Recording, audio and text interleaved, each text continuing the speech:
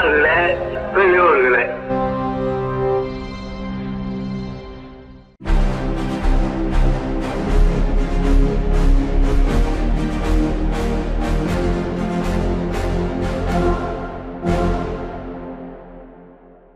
அனைவருக்கும் வணக்கம்.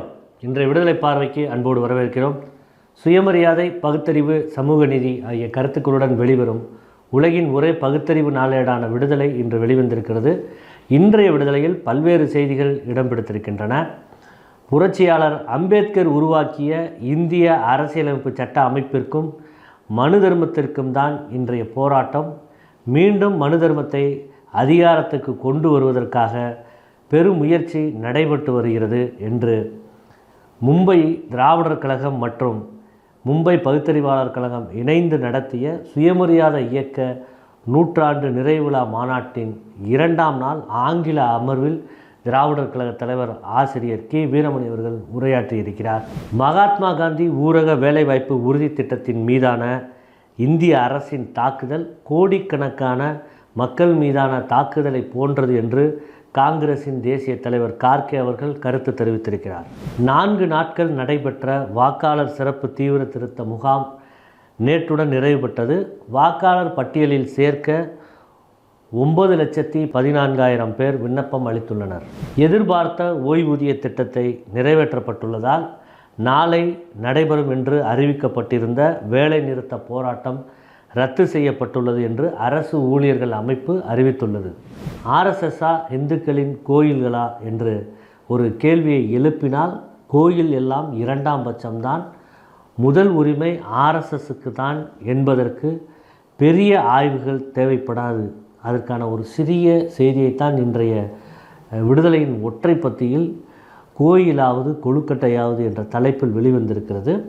சமீபத்தில் இந்திய தலைநகரான டெல்லியில் பல அடுக்கு மாளிகை கொண்ட 100 கோடி ரூபாய் செலவில் ஆர்எஸ்எஸ் அமைப்புக்கு கட்டிடம் கட்டி திறந்துள்ளனர். ஆனால் வாகனம் நிறுத்துவதற்கான பார்க்கிங் இடம் இல்லாத நிலை ஏற்பட்டிருக்கிறது. இவர்கள் என்ன செய்திருக்கிறார்கள் என்றால் 800 ஆண்டுகளாக இருந்த இந்து கோயிலை இடித்து தரைமட்டமாக்கிவிட்டனர்.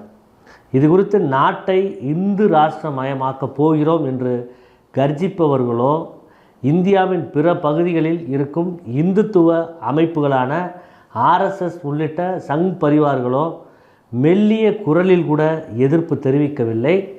இந்து கோயில்களை இடித்துதான் இஸ்லாமியர்கள் மசூதிகளை எழுப்பினர். அதில் முக்கியமானது அயோத்தியில் உள்ள பாபர் என்று கூறி ஒரு பட்டப்பகலில் பகிரங்கமாக பிஜேபி மற்றும் சங் பரிவாரின் பெருந்தலைவர்களின் நேரடி வழிகாட்டுதல் படி பாபர் மசூதியை இடித்து தரைமட்டமாக்கினார்கள்.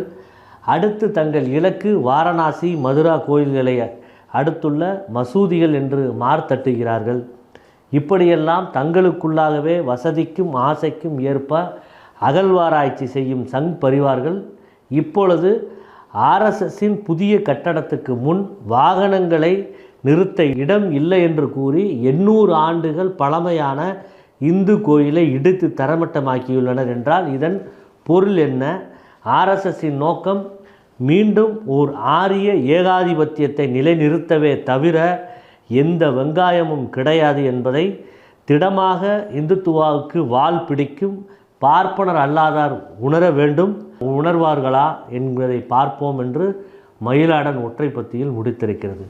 சாதனை சிகரத்தில் தமிழ்நாடு என்ற தலைப்பில் இன்றைய விடுதலை தலையங்கம் வெளிவந்திருக்கிறது. இந்தியாவின் ஒட்டுமொத்த தொழில்துறை வளர்ச்சியில் தமிழ்நாடு மற்ற மாநிலங்களை விட பல மடங்குகள் முன்னிலையில் இருப்பதாக ரிசர்வ் வங்கியின் சமீபத்திய தரவுகள் உறுதிப்படுத்தியுள்ளன. இந்தியாவில் உள்ள மொத்த தொழிற்சாலைகளின் எண்ணிக்கை 2,60,061 ஆகும். இதில் 40,121 தொழிற்சாலைகளுடன் தேசிய அளவில் முதலிடத்தை பிடித்துள்ளது. இது 15.24 விழுக்காடு தேசிய தொழிலாளர்களாக இருக்கிறது. தொழில் வளர்ச்சியில் முன்னணியில் இருக்கும் மாநிலங்களாக கருதப்படும் குஜராத்திலோ 33,311 மற்றும் மராட்டிய மாநிலத்தில் 26,539 ஆகிய மாநிலங்களை விட தமிழ்நாடு கணிசமான இடைவெளியில் முன்னிலையில் உள்ளது. தமிழ்நாட்டை ஒட்டியுள்ள அண்டை மாநிலமான ஆந்திர பிரதேசத்தில் 16,011 தொழிற்சாலைகளும், கர்நாடகத்தில் 14,984 தொழிற்சாலைகளும் மற்றும் தெலுங்கானாவில் 13,446 ஆகிய மாநிலங்களை ஒப்பிடும்போது தமிழ்நாட்டில் தொழில் கட்டமைப்பு மிகவும் வலிமையாக இருப்பதைத்தான் இது வெளிக்காட்டியிருக்கிறது. தென்னிந்தியாவின் டெட்ராய்டு என்று அழைக்கப்படும் தமிழ்நாடு தற்போது ஒட்டுமொத்த இந்தியாவின் தொழில்துறை நகரமாக உருவெடுத்துள்ளது. 40,000க்கும் அதிகமான தொழிற்சாலைகளுடன் முதலிடத்தில் இருப்பது மாநிலத்தின் பொருளாதார வளர்ச்சிகளும் வேலைவாய்ப்பு உருவாக்கத்திற்கும் ஒரு மிகச்சிறந்த அடையாளமாக இருக்கிறது.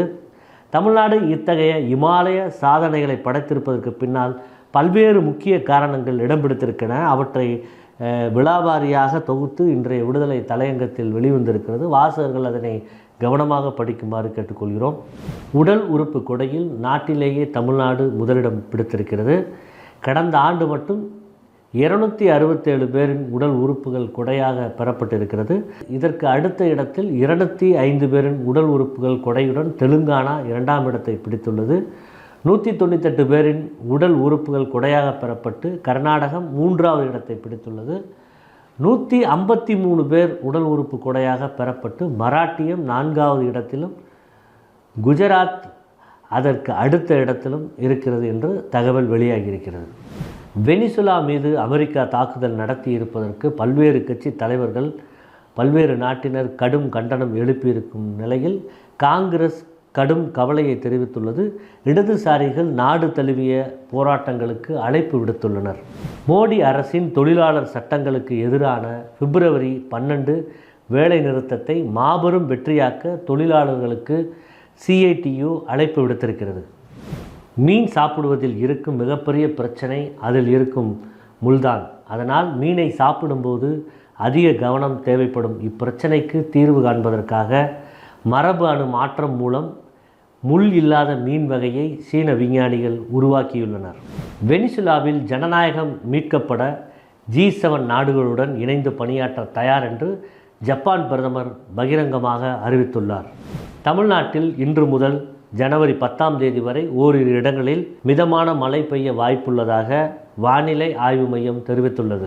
இலங்கை கடற்படையினரால் கைது செய்யப்பட்ட தமிழ்நாட்டு மீனவர்களை உடனடியாக விடுவிக்க நடவடிக்கை எடுக்க வேண்டும் என்று ஒன்றிய அமைச்சருக்கு முதலமைச்சர் மு.க. ஸ்டாலின் அவர்கள் கடிதம் எழுதியிருக்கிறார். பித்தப்பை கற்களுக்கு அறுவை சிகிச்சை அவசியமா, சுகமான தூக்கத்திற்கான வழிகள் ஆகியவை இன்றைய மருத்துவ தகவல் பகுதியில் வெளிவந்திருக்கிறது.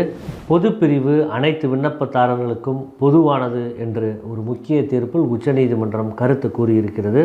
ராஜஸ்தான் உயர்நீதிமன்றத்தின் தீர்ப்பை உறுதி செய்த நீதிபதிகள் தீபங்கர் தத்தா மற்றும் AG மாசிக் அடங்கிய அமர்வு திறந்த நிலை அல்லது பொதுப்பிரிவு என்பது ஒரு குறிப்பிட்ட சமூக குழுவிற்காக ஒதுக்கப்பட்ட தனிப்பிரிவு அல்ல என்பதை தெளிவுபடுத்தியுள்ளது. டெல்லியில் குளிர் அலை தாக்கத்தால் மக்கள் பாதிப்பிற்கு உள்ளாகி உள்ளனர். இவர்களை காப்பாற்ற பாஜக அரசு நடவடிக்கை எடுக்காததால் தன்னார்வலர்கள் அமைப்புகள் களத்தில் இறங்கியுள்ளன. ஜனநாயகத்தின் அடிப்படை கட்டமைப்பை சிதைக்கிறது என தேர்தல் ஆணையத்திற்கு மேற்கு வங்க முதலமைச்சர் மம்தா கடும் எச்சரிக்கை விடுத்திருக்கிறார். மேற்கு வங்கத்தில் நடைபெற்று வரும் வாக்காளர் பட்டியல் சிறப்பு தீவிர திருத்தப் பணியை உடனடியாக நிறுத்தி வைக்க வேண்டும் என்று தலைமை தேர்தல் ஆணையர் ஞானேஷ்குமாருக்கு முதலமைச்சர் மம்தா அவர்கள் எச்சரிக்கை விடுத்திருக்கிறார். மனிதர்களைப் போலவே ரோபோக்களுக்கும் வலி மற்றும் உணர்வுகளை உடனடியாக உணர்ந்து எதிர்வினை ஆற்றும் செயற்கை தோலை உருவாக்கி ஹாங்காங் நகர பல்கலைக்கழக விஞ்ஞானிகள் அசத்தியுள்ளனர். இதுபோன்ற செய்திகளை பார்த்திடவும் ஆசிரியரின் பொதுக்கூட்ட உரைகள், பேட்டிகள், குழந்தைகளுக்கான காணொளிகள், பகுத்தறிவு திரைப்படம், ஆவணப்படம், குறும்படம் போன்றவற்றை பார்த்திட பெரியார் விஷன் OTTயை தரவிறக்கம் செய்து சப்ஸ்கிரைப் செய்யுமாறு கேட்டுக்கொள்கிறோம். நன்றி, வணக்கம்.